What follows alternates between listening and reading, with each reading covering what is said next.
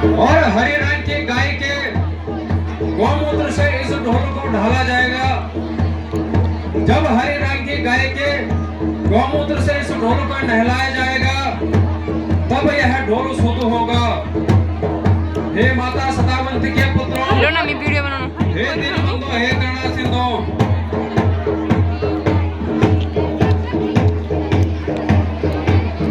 तो नागलोक में कौन जाएगा? नागलोक में जाएंगे बाला अर्जुन और बाला भीमसेन। हे माता सदावंती के पुत्रों, हे दीनबंधो, हे करुणा, बाला अर्जुन था धनुधारी और बाला भीमसेन था गदाधारी। हे माता सदावंती के पुत्रों, हे दीनबंधो, हे करुणा सिंधु, जब बाला अर्जुन और बाला भीमसेन ने नागलोक में जाकर के और शेषनाग की भक्ति बनाई तो शेषनाग ने कहा,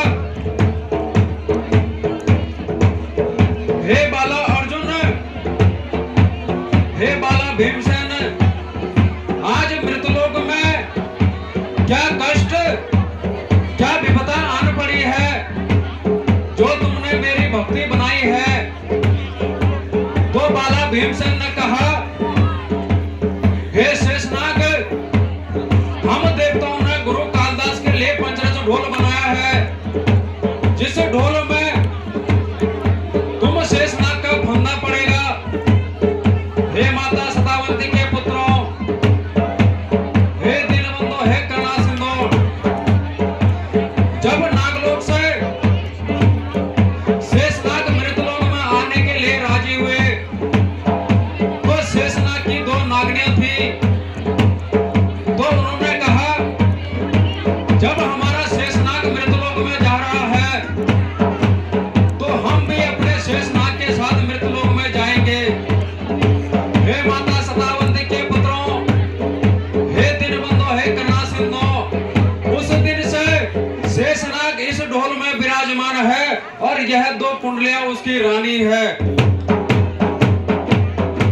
हे माता सदावंती के पुत्रों, हे दीनबंधो, हे करुणा सिंधु, उसके बाद गुरु कालिदास ने कहा, अब सूती नागलोक में हरि रंग की गाय है और हरि रंग की गाय के गौमूत्र से इस ढोल को नहलाया जाएगा।